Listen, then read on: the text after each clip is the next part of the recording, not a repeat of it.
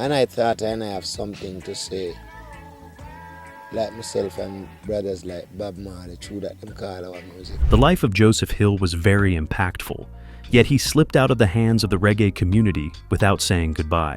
It seemed like a dream and a fairy tale, but reality dawned on everyone when he was gradually lowered to the place of no return. At 57, the reggae community lost a hero whose voice echoes deep into the souls of every music lover. But the truth finally surfaced. The scattered puzzle of the circumstances surrounding his death has since been unraveled. Brace yourself as we uncover the shocking details that led to Joseph Hill's demise. Path to eminence. God, you know something? If Brother Bob was here, we would call the ladies by our side. Born Joseph Hill in 1949 in Linstead, a town in St. Catherine Parish in the southeast of Jamaica, his upbringing was a pure breed of strictness because his parents were keen on his success from a very young age. They had every opportunity to let him live on his own discretion, but instead trained him using strict laws because his overall well-being was more important to them than anything else. Hill was in a Christian family that recognized the importance of instilling biblical values in him from a tender age. To a great extent, this helped him shape his beliefs so that he couldn't drift out of control at intervals. He began singing in church at age 6, and as time went on, his voice could match the energy of the kind of music he found himself performing. Singing was a potential that lay deep inside him, and because his parents recognized it at an early age, they gave him the leverage to foster his career in varying ways. Within a short while, roughly 2 years after Hill began singing, he started making his own musical instruments. His sense of uniqueness fostered a talent rarely seen in his province then. These musical instruments helped unify his singing capabilities and, even at a tender age, gave him a trademark rarely seen in Jamaica. The quest to become the best in what he was doing led him to find a community of people who understood his kind of sound, and when he saw them, he settled in as part of a family. After leaving home, he came in contact with Rastafarians and, without exaggeration, adopted their faith. He knew he had found his family then, and from that day, he saw life differently. Mainly because they could identify with every one of his ideologies. It was a dream come true for the young singer, and going back was never an option. Day after day, it became clearer to him that he was called to liberate souls with his music, and as he would often say, it gave him a sense of purpose. Within months of joining the Rastafarians, Hill's singing prowess became top-notch because, according to him, they pushed him for the better, not in a way that spoke ill of who he was deep down. They embraced his uniqueness, loved his imperfections, and gave him a platform to refine his character in ways that consistently spoke of excellence. This helped him always see the good in every situation, and he never talked down to people struggling to make life work. Hill's character was built on love. Love was his foundation even when he made music. For a long time, he dwelled there, not minding the stray bullets he had to encounter while being the best version of himself. Early career high. The other night I was on the stage and I was singing my life out, saying love and peace. Hill's career as a singer didn't start on a very comfortable note. He had to walk through several stony places to achieve what was locked deep within his heart. His career kicked off in the late 1960s, and he started from the oddest places anyone could think of.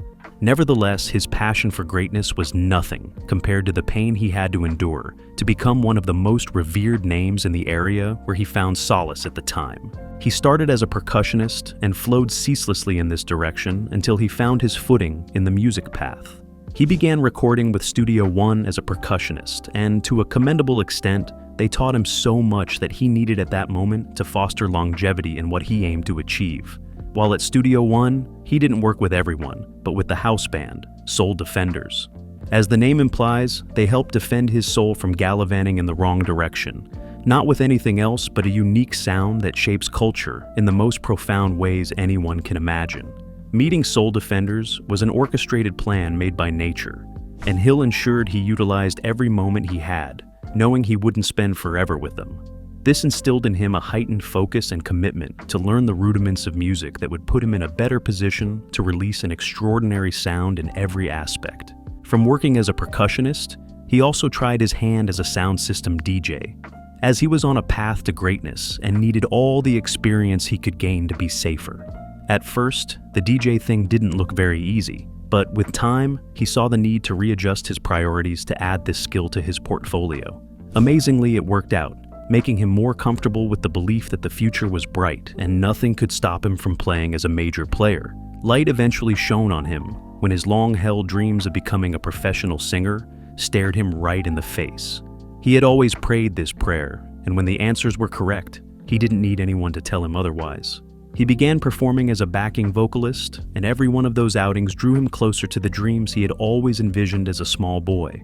Life was gradually falling into place for Hill, and this was because he was patient enough to walk through the paths that many singers dare not tread. After all, they weren't pleasant. Serving as a vocalist gave him the experience to write his own sound, and he was living the life in no time.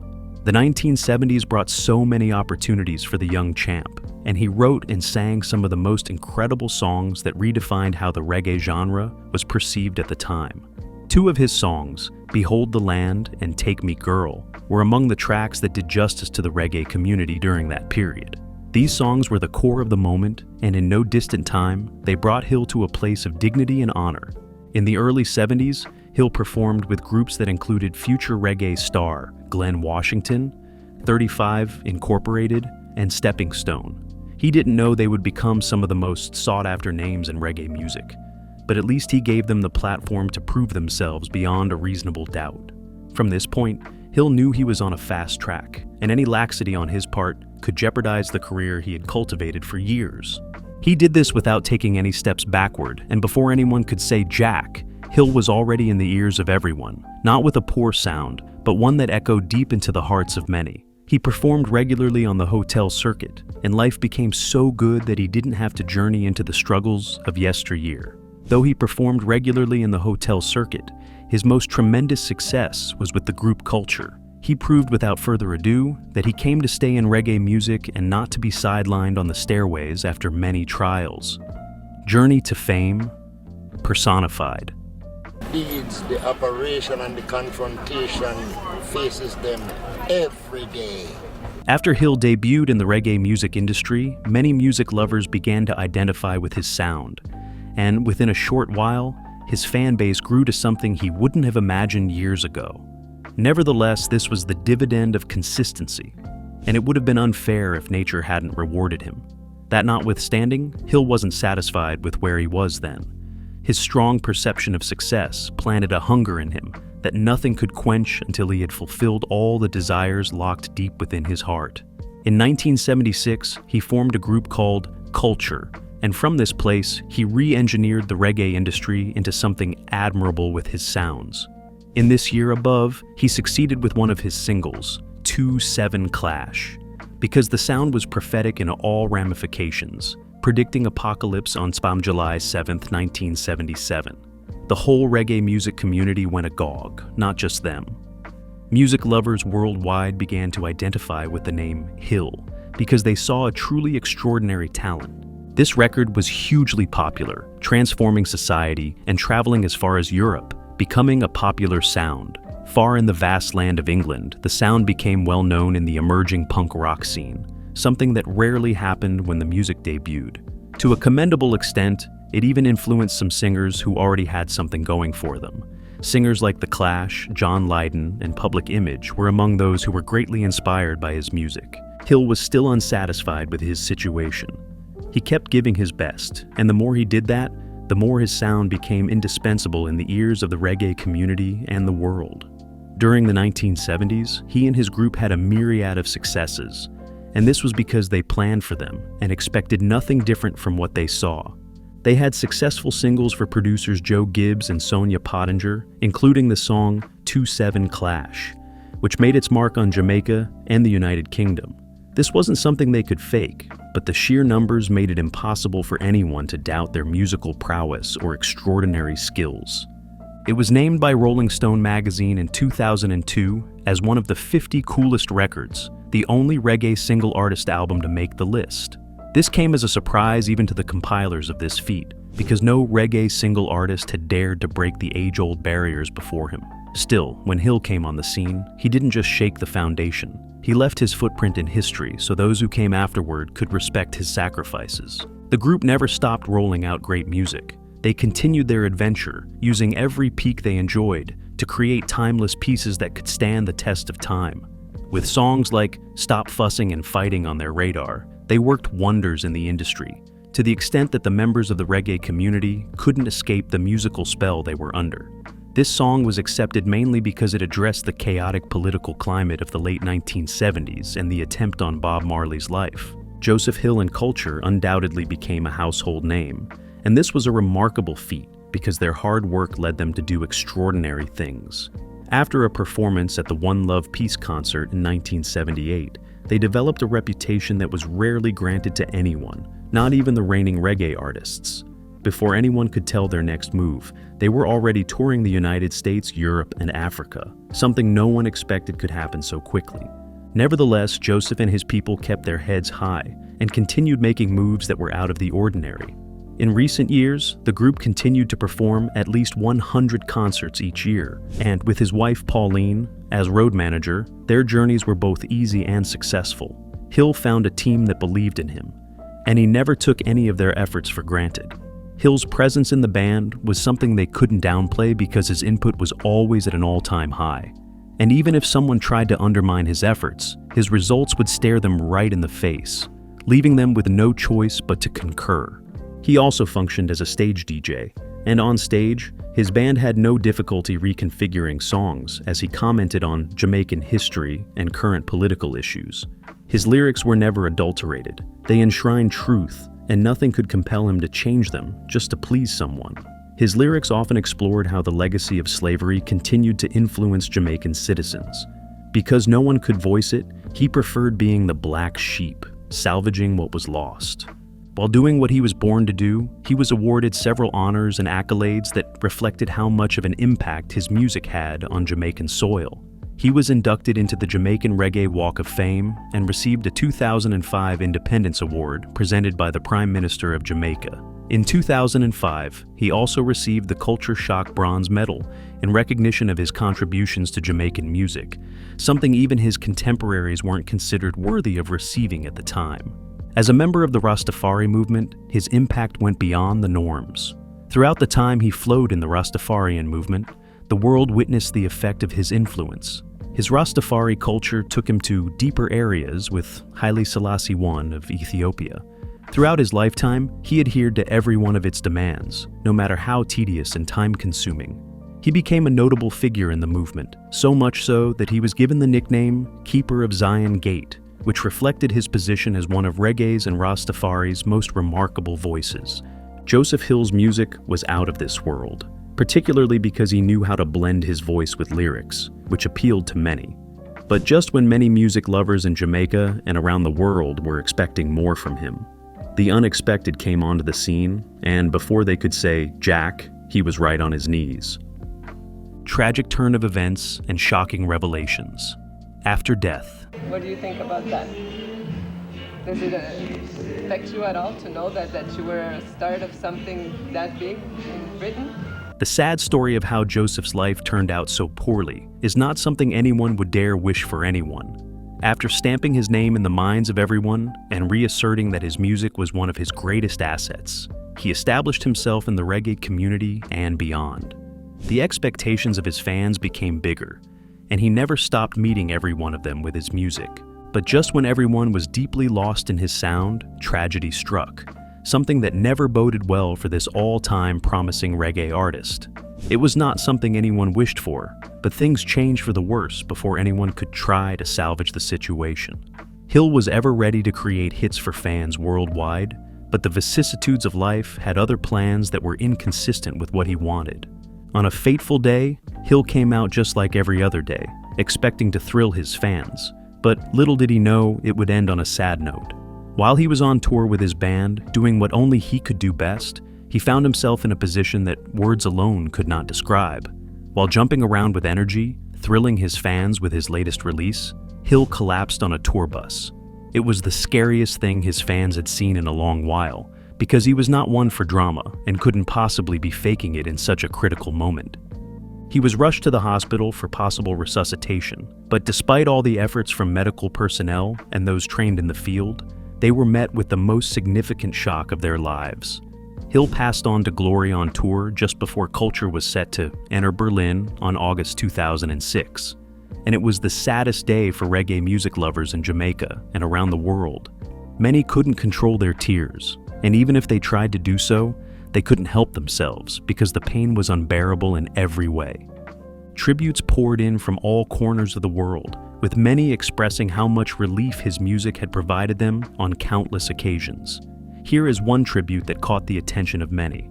I have been following and studying musicians for a very long time. One musician whose music, particularly the lyrics, caught my attention in the late 70s is Joseph Hill, of the Jamaican musical group called Culture. I can't name all his greatest hits, but the one that influenced my life religiously and put me on the right track is Rally Round Jehovah's Throne from the album International Herb. He wasn't a politician, but a regular musician whose music spoke against injustice, corruption, discrimination, and other evils affecting our society today, and had a greater impact worldwide, resulting in his international recognition. Many musicians in the diaspora show their love for Africa in their music. The question is, how many of them have set foot on that continent? Joseph Hill's constant love for and visits to African countries, including the Republic of Sierra Leone, recognized him as a brave and peaceful singer, doing what he sang about and a peaceful ambassador. He toured many war-torn countries in Africa, calling for peace. During one of his visits to Sierra Leone, the rebels told the head of state he should be glad that Joe Hill is in the country, else they would destroy the country within 24 hours. At the Randy Williams Center in Kingston, Jamaica, during a memorial concert for his father, Kenyatta's performance with Culture was the highlight of a star-studded night. It garnered him rousing support from the hard-to-please Kingston reggae audience. Kenyatta went on to front Culture in a series of performances in the US, Caribbean, Brazil, Argentina, and Peru, again leaving audiences amazed and delighted. Also, at his funeral in September 2006, Hill was eulogized by, among others, then Jamaican Prime Minister Portia Simpson Miller, who recognized his contributions to Jamaican culture. It was one of the saddest days in the history of Jamaica. Yet, many were willing to pay their last respects to a legend, not because it was out of compulsion, but because the testimony of his impact was undeniable in every way. Months after his departure, his son Kenyatta took over his role in Culture, and within a short while, they were already churning out hits that made a difference. Nevertheless, Joseph Hill's impact remains everlasting. Even in the coming years, upcoming reggae artists who stumble upon his legacy will be grateful for the trailblazer he left behind. After his demise, it took a while for Culture to blend with their new lead singer. Nevertheless, they did everything they could to stay at the top of their game. But just when everyone was getting over the shock they had faced, a whistleblower revealed secrets that had been hidden all this time. For a long time, fans became inquisitive about how everything turned so poorly for the singer before he passed. But the more they inquired, the more their efforts yielded no tangible results. Several investigations were launched to ascertain how Joseph, who was full of life, could end on such a sad note. Days passed, weeks passed, months passed, but none could come up with a sensible clue leading to the answers they sought. At one point, everyone became tired of the pursuit, as every step taken toward understanding the reasons behind his early demise left his family with an open wound, bringing back memories of yesteryears. Everyone continued with their day-to-day activities, but just when they were minding their business, they received a shocker that turned everyone's hearts upside down. Truth finally surfaced, but the family was unwilling to damage the relationship they had built over the years with fans. Was it a planned move, or did Hill die naturally? Many questions like this occurred regularly on and off the scene. Nevertheless, the family eventually provided details of what had happened to him. Even if their account contradicted what many had expected, it couldn't be far from the truth, even though many still believe something strongly occurred behind the scenes. Hearing from the horse's mouth makes a difference. Nothing could exchange fact for falsehood. Kenyatta Hill, also known as Afrique, the only son of the late reggae legend Joseph Hill, came forward to debunk a 16-year-old rumor that many people circulated. At first, it was shocking for him to hear that people could go to great lengths to sponsor an untrue agenda, regardless of its effect on those who were supportive. He provided a rundown of how his father died and what led to it all in the first place. Speaking to one interviewer, he said his father passed out on a tour bus in Berlin, Germany, after performing with his band for over 2 hours in Belgium before heading to another booked show in Berlin. An emotional Kenyatta stated that his father did not die on stage, nor did anyone kill him, as many had suggested. Further detailing the full story in an interview with Natty Faya on Reggae Train on Naira 104.5, he explained that his father had stopped smoking and drinking alcohol for a long time before his demise. This decision was not based on health conditions, but rather a recommendation from his personal doctor to help his vocals as a singer. Nevertheless, he battled a health condition that no one knew about except for his family. Joseph Hill died of liver complications. This led to him collapsing on his way to an unforgettable performance. It was a sad incident for all of us, including my mom and sister. Nevertheless, we were determined to get through this whole matter, and I am grateful we managed to pull through in the best possible way. Kenyatta Hill, born on February 6, 1979, shares the same birth date as the king of reggae music, Bob Marley. Ken took over his father's mantle after the sudden demise while they were on a European tour with the reggae trio band Culture. Amazingly, he delivered a surprisingly electrifying performance just hours after his father's demise. As his father's sound engineer and vocal mixer, Ken absorbed a lot from his father, and even if he never intended to sound so similar, he found it enshrined in his DNA. He described the resemblance as inevitable, considering that he had spent ample time with him until his demise. Ken wishes that his father's museum or foundation were established in Africa because he fought for Africans. Lyrically, physically, mentally, and until he passed away, he said Africa. Junior Culture, as many reggae fans call him, wants to collaborate with Ghanaian international reggae icon Black Prophet, whom he considers one of his favorite African reggae musicians. Meanwhile, Kenyatta says that although his father had no blood relation with Winston Rodney, also known as Burning Spear, another legendary reggae figure, Culture drew lots of inspiration from him, which prompted Ken to release his first single, African. Joseph Hill was a significant influence on many, and even while he is far gone, the world's people will never cease to sing his praises, both in reggae music and other genres he tried to incorporate into his work. Hill's personal life and early background. This river, what I am standing here right now, is Jordan River, the great Jordan River that you heard about long. Joseph's life is truly commendable in all respects. From a young age until he became a voice, he never found himself entangled in matters that were not helpful to his spiritual health and growth. He grew up in the suburbs of St. Catherine Parish, Jamaica, and loved everything music offered. His parents instilled in him the fear of God, and as he matured, his passion for spiritual matters grew stronger by the day. He never joined his peers in doing things peculiar to kids, but did his best to fulfill the purpose for which he was born into his family. Going through the walls of primary and high school, he never saw the need to drift elsewhere, but maintained his faith as he practiced his love for music. As he grew into adulthood, his focus remained solely on music, and astonishingly, he experienced the best parts of his career even before he died. His love for the voiceless inspired many of his great works, and at one point, he wished to do more for them. Joseph Hill met his wife, Pauline, on his way to one of his singing trips, and from there, they became the best of friends. Soon they graduated into husband and wife, and even though the actual date of their marriage is unknown, it was reported that they wed at a Central Union Church in Hawaii, a location significant to them because Pauline's parents were married there over 20 years prior. Their marriage produced phenomenal fruits, and before anyone realized what was happening, they welcomed two beautiful kids, Andrea and Kenyatta, who took over his legacy after his demise. As road manager, Pauline made every trip worthwhile. For every journey they embarked on, whether touring the United States, Europe, or Africa, Hill couldn't help but express his deep gratitude for the rare gift life had bestowed upon him through her. Many did not know the extent of Pauline's devotion, for she gave herself entirely to the singer's service, care, and support, ensuring that every detail of his path was smooth, every burden lighter, and every milestone more meaningful. Hill often spoke, sometimes with tears, about the impact Pauline had on his life. She was more than a manager, more than a companion.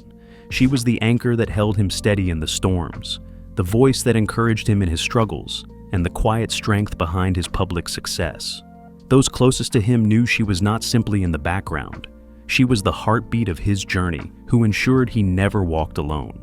Till the day he passed on, Hill treasured his wife deeply, never ceasing to honor her name. Unlike many in the spotlight, their story was never tainted by scandal, strife, or public quarrel. It was never said or reported that they fought repeatedly or allowed bitterness to divide them. Instead, what stood out was their unity, their faithfulness to each other, and their quiet testimony of love that endured through all seasons. The life of Hill is genuinely that of a trailblazer. His voice carried far beyond the music. It touched generations. And anyone who came across him, whether in a crowded auditorium, a backstage conversation, or a passing encounter, could testify that his presence left an imprint. With Pauline by his side, his legacy became even more profound, a testimony not only of talent and determination, but also of love, loyalty, and partnership. Together, they demonstrated what it meant to journey through life with grace, purpose, and devotion. Do you think the family of Joseph Hill is telling the truth, or are they trying to cover something up to safeguard the family's reputation? Let's hear your thoughts in the comments. Don't forget to hit the like and subscribe button, as many amazing videos are waiting for you.